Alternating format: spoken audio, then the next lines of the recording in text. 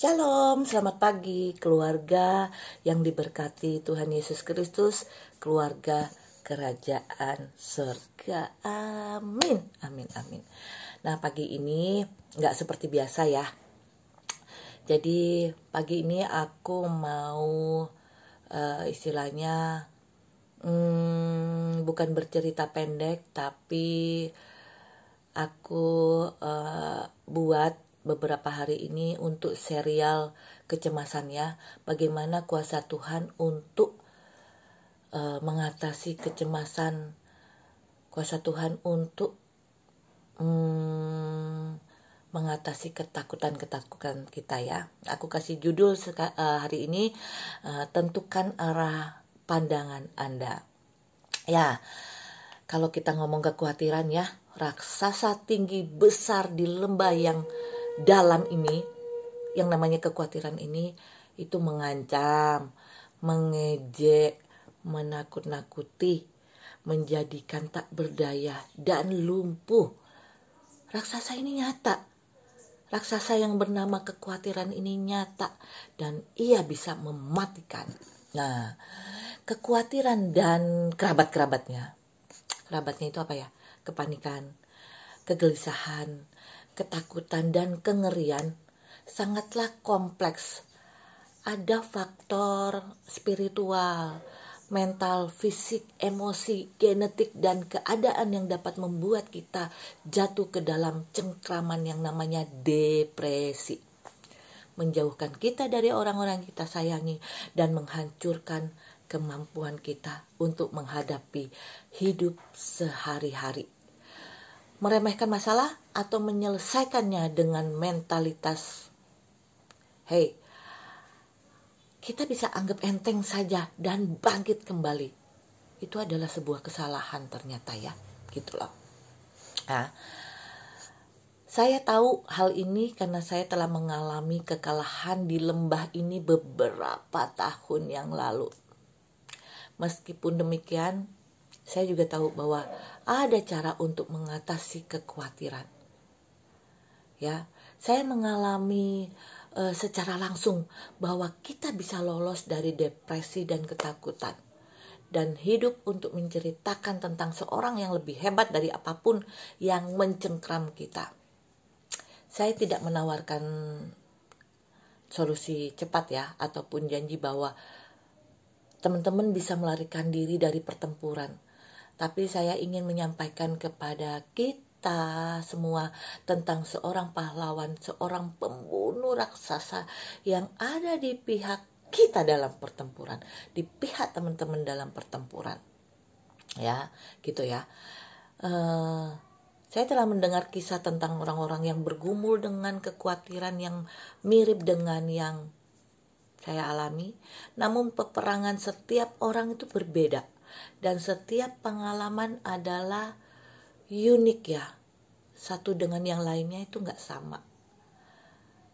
Peperangan, perjuangan seseorang itu tidak ada yang sama.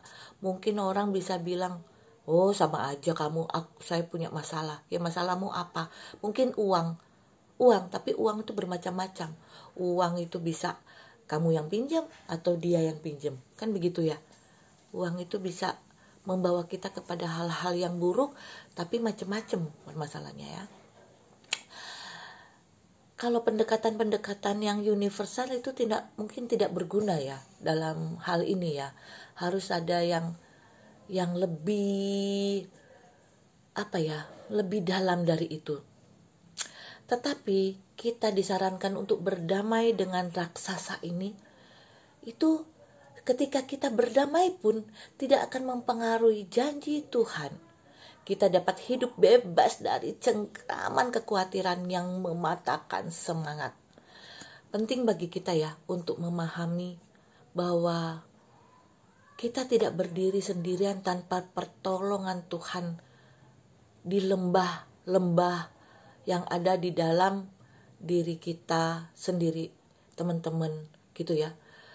Allah yang Maha Kuasa beserta kita, itu dia sedang berperang bagi kita.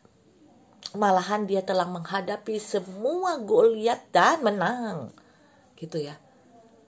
Bahkan Allah berperang ya bagi Daud ketika menghadapi Goliat.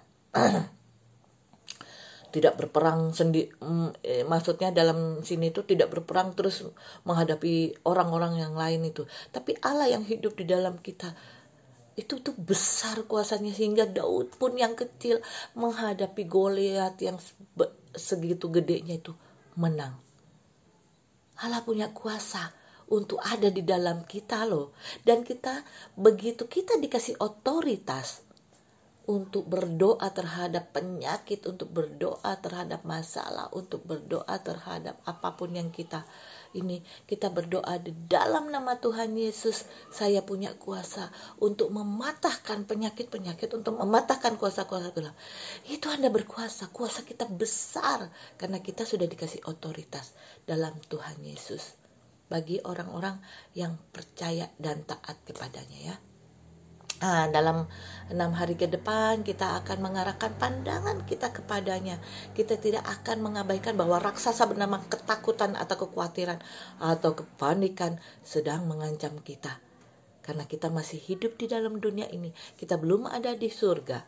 Jadi masalah-masalah seperti itu pasti akan setiap saat mengintai, mengikuti, bahkan sudah ada di dalam kita. Tetapi kita akan memilih untuk mengarahkan pandangan kita kepada seorang yang lebih besar, lebih kuat, seorang yang mengasihi kita dan berencana untuk menuntun kita kembali kepada terang.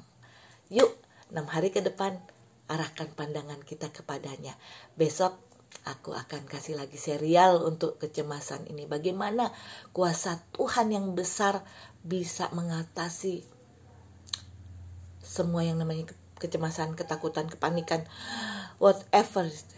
Karena saya juga sudah mengalami lembah-lembah itu, dan ternyata ketika saya merenung, iya ya, saya udah melewati sekian banyak, sampai sekian tahun, berpuluh-puluh tahun, sampai umur saya segini. Ternyata banyak sekali loh kalau kita catat ya. Makanya yuk kita catat. Masalah kita apa yang besar-besar, besar-besar aja, kecil-kecil mah banyak ya. Besar-besar, terus di sebelahnya kuasa Tuhan, penyertaan Tuhan seberapa, sehingga kita bisa melalui hingga detik ini. Itu kalau bukan karena Tuhan, kita tidak bisa melewati. Kita mungkin sudah berada di rumah sakit jiwa, depresi, atau bahkan bisa terjadi bunuh diri. Kita gak mau kan? Yuk kita arahkan pandangan kita. Nanti aku akan membagikan bagaimana penyertaan Tuhan terhadap hidup saya dan Anda, teman-teman kita.